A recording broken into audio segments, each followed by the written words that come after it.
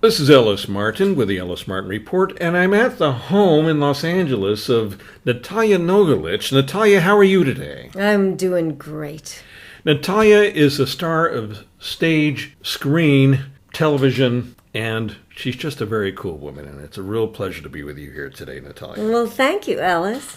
Now, many of you listening to this particular podcast, this segment of the Ellis Martin Report, probably know Natalija from a little-known TV show called Star Trek. Natalija was on several episodes of Star Trek The Next Generation and also Deep Space Nine as the head, the chief honcho, the head cheese of Star Trek, the Queen Admiral, Admiral Alynna Nechayev. And she just returned from a Star Trek convention in Las Vegas where she spent several days up there meeting her fans. Natalija, you should be exhausted, but you don't look exhausted. You look beautiful. Well, thank you, Ellis.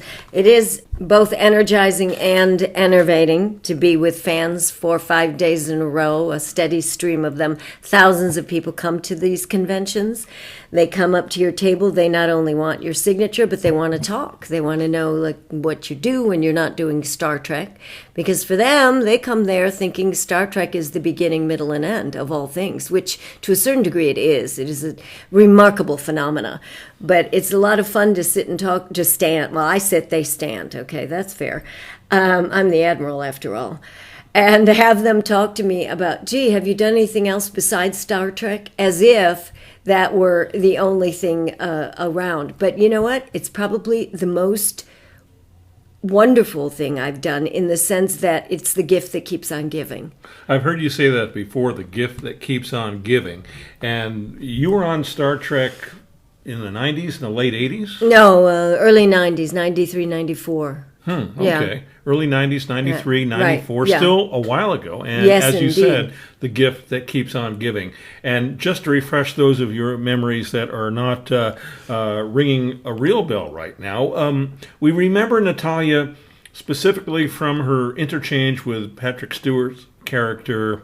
What was his name Captain again? Picard. How can I forget that? How could you? Well, I've had a little bit of wine, okay? So I forget things after a little bit of wine. Jean-Luc Picard. Jean-Luc Picard. Yes. And your character never cracked a smile on that show, to my memory. No.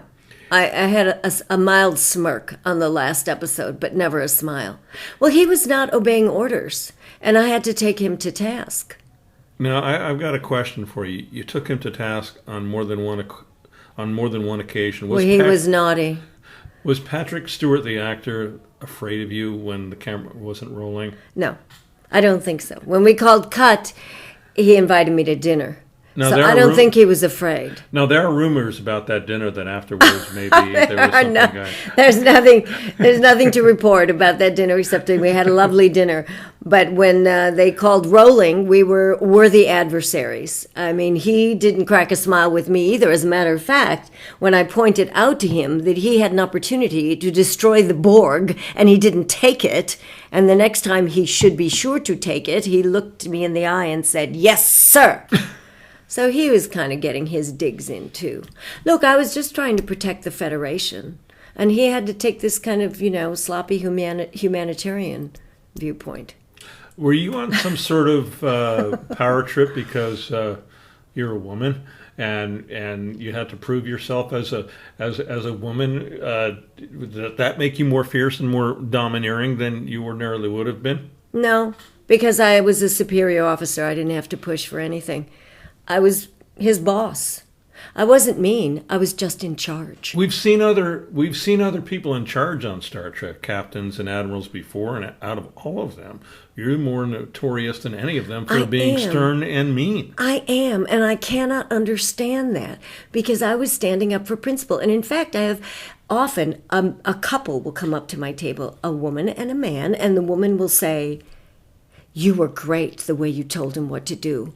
And the man will say, "You were a bitch." Can I spell on your show? Well, you can even say the word. And one man actually asked me to sign the autograph, Admiral Bichayev. And his wife swatted him with her purse and said she wasn't a bitch. She was just running the ship. He said, "Yeah, it reminds me of home." And then there would be a big argument breaking out, but which I would, of course, render harmonious within a few moments. But it's really interesting the way people line up about Nechayev. They either appreciate that she was tough and a woman, or they're mad at her for being tough and a woman. And the fact is, Picard was very loved. And so anybody who stepped on his toes, which I did, I not only stepped on his toes, I relieved him of his captainship for a short time. Not to mention how I dismissed Jonathan Frakes' character. Number one? Yeah, Lieutenant Riker. Rikes. Oh, my gosh. Funny stories I was always dismissing him as the Admiral. When I got to do an episode of DS9, he was directing it.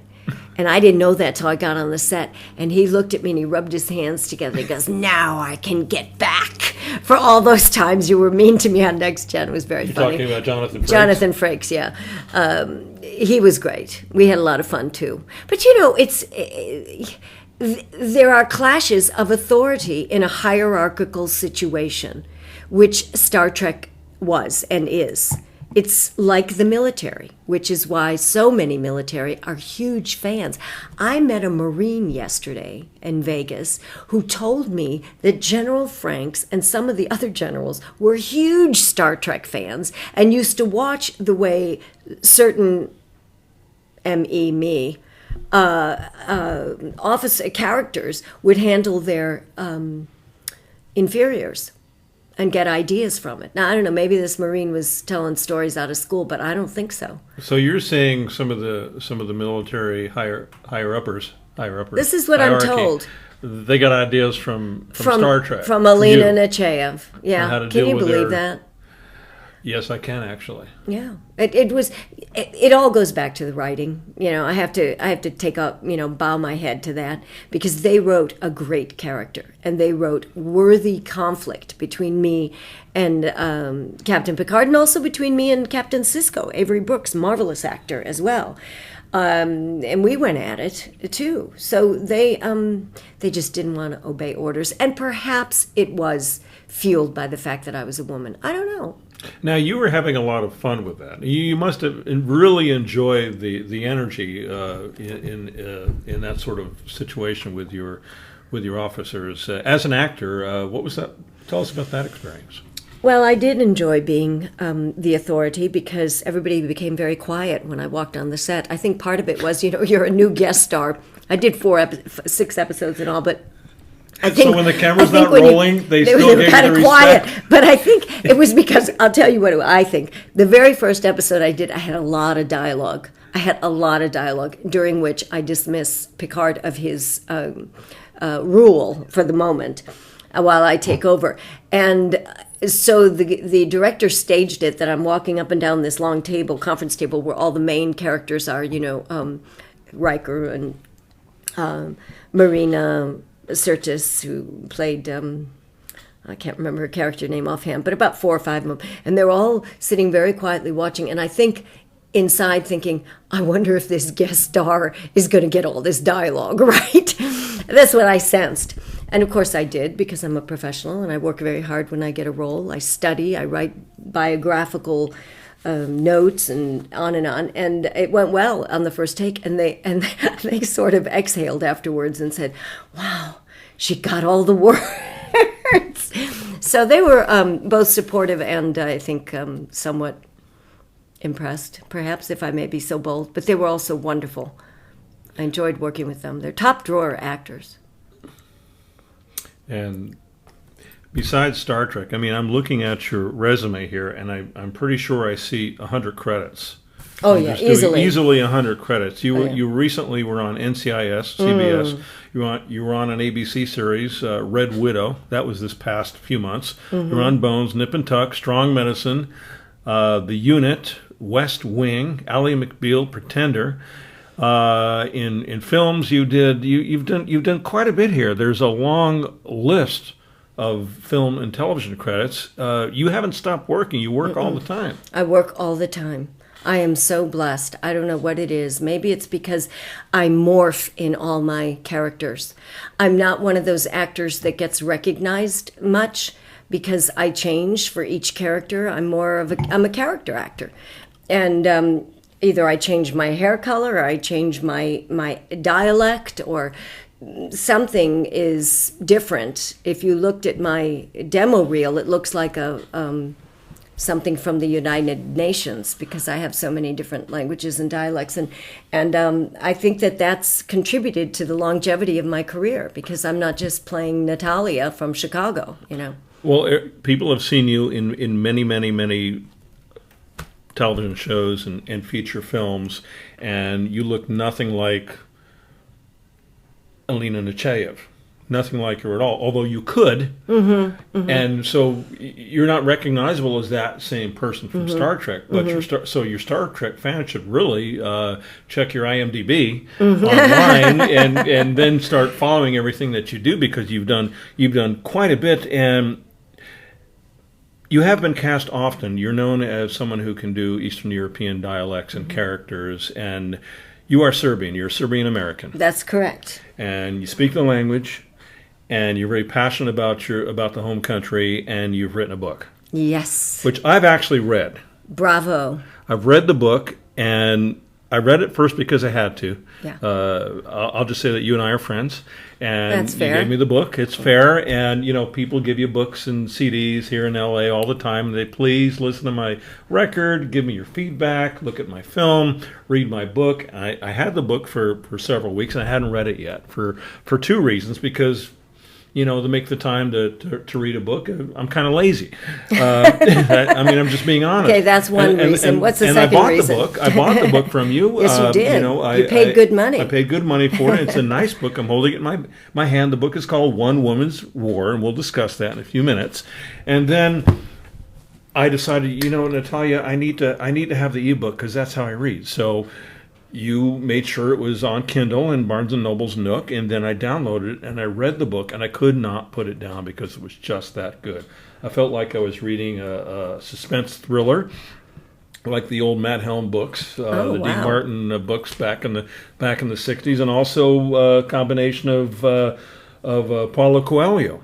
Wow. I love his work. And I say that because there's a lot of intuition written into the theme of this book, which we'll get into. There's a lot of synchronicities. There's a lot of synergies. There's a lot of moments that people running into each other.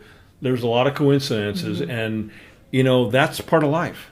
Yes, it is. And this story is about a Serbian woman who, can I say that she lost her son? Can I say that? Well, you did, so I guess you can. Well, it's fine. It's fine. Okay. Yeah, that's the inciting incident of the whole book. That's the inciting incident of the whole book, and what happens before that, during that period, and after that. And I'm really not going to give away any of the plot because it's just so good. Unbelievable, and you can say whatever you'd like about it. Well, it surprised you, right? It had twists and turns that you didn't see coming. Nothing was ever telegraphed to me at all. Good. Nothing. I couldn't figure it out, which is great. I don't like to figure out how a movie's going to go. And that's pretty good because you're very good at figuring things out. I've noticed since I've known you. No, you normally do. So I'm glad I was able to keep you guessing because I think that one wants a book to have a good dose of unpredictability and yet a little element of inevitability, but basically you don't want your reader getting ahead of you. You want them to be running to catch up.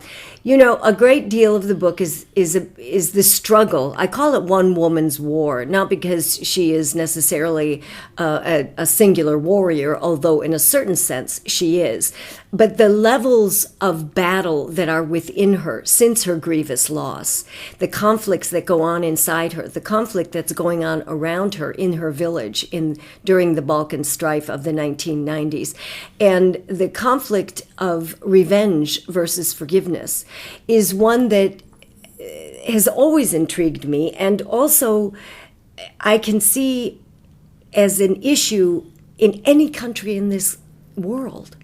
It's not, while my book is particular to the Balkans because I researched it there, I'm from there, I know what I'm talking about there, it could also be in any number of places where an individual experiencing loss wants to get back. And how do you fight that impulse, which is completely human, but is it civilized? And how do you reconcile that? And so it is suspenseful, because I don't think you know which way she's going to go. And I'm certainly not going to tell your listeners. And this is a love story, and it's a really yes, it is. fascinating love story. And I'd love to ask you about the characters and their motivations, but I'd be giving away the story, and because it's just that amazing, and you literally don't know how it's going to, any of these turns are going to wind up throughout the book, right until the end. You just don't know. I'm so happy to hear you say that. That's a writer's dream, to feel that they kept their reader guessing. And I agree with you that once it got on Kindle, you were more willing to read it. That's happening with a lot of people. A lot of my friends are saying, thank gosh, it's finally on Kindle and I can read it easily, because people just aren't carrying books around anymore. But it saddens me because the cover is so pretty. Well, you should own the book. You should own the book and put it in your library. As a first edition. As a first edition. Yeah. And you should also, if you have an ebook, download it, right, and read it that way. Right. Because I've been reading books for my entire life of many, many, many decades, and I like to have the book. I like to smell the book. But if you have an ebook, you just don't want to carry around. No, it's a lot easier when you're traveling. You can have 10, 12, 20 books with you on your Kindle. I was given a Kindle for Christmas, and I have to confess, it sat in my desk drawer for a while. And then when you and others said, you better get this puppy on an ebook, I finally have my book. Was the first book I downloaded on my Kindle, and now I have a number of others. So it is good. It's Amazon.com or BarnesandNoble.com or iTunes. If you want the actual book, Amazon.com. But it's makes it much more accessible to people, and I'm happy about that. I want everyone to read it. It's a good book. But look, you've got thousands and thousands of Star Trek fans who want your photograph, want your signature on the photograph, everything about you, everything Star Trek. They would just get the book just to have the book. I sold a bunch of books at the convention, and it is the first of a trilogy, by the way. And they're all waiting for the second one. I did have to warn them it didn't have anything to do with sci-fi when they bought it in Vegas, but they didn't seem to mind. They wanted to find out what was going on in Alynna Nechayev's head when she wasn't on the set. And one individual bought it, and the next day, he must have read it in his hotel room. The next day he came back to my table and he said, "Oh my God." And he started quoting passages of the book. He hadn't finished it, but he had read a good chunk of it in one night. And when he came to me saying, "And when you said," and then he would quote a passage, I said, "Oh my gosh, I forgot I wrote that." It was very heartening. And he bought it because he liked Star Trek, but then it turned out he liked the book. So I'm grateful. I'm very grateful. Well, we're all a little bit of a literary snob, and to be able to read this book and to want more, I mean, it's just a credit to your abilities as an author. I mean, you're an incredible actress, but who knew? And on the cover of this book, I'm quoting David Mamet here, Pulitzer Prize-winning writer and director. Miss Nogulich writes with compassion, humor, and deep insight. It's a beautiful book. That's what David Mamet wrote about. Yeah, he liked it a lot. And he's one of the writers of all writers. He liked it a lot. He is. He's a superb writer, and to have him give me that stamp of approval and applause just made my heart sing. So I feel very happy with what I accomplished in the first one, and now I'm working on the second one, and one always wants to be able to live up to the first one. I'm also working on a screenplay for it. You said you were doing that in a previous conversation, but that screenplay won't come out until after the trilogy's done, right? Oh, yeah. I've got to get the trilogy done first. I'm not a foolish woman.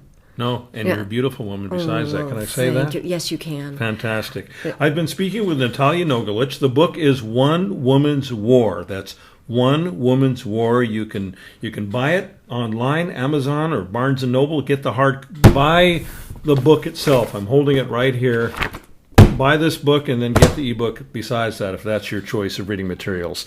I'm Ellis Martin. It's been great having you along, Natalija. Oh, Ellis, what a joy to be with you. Thank you.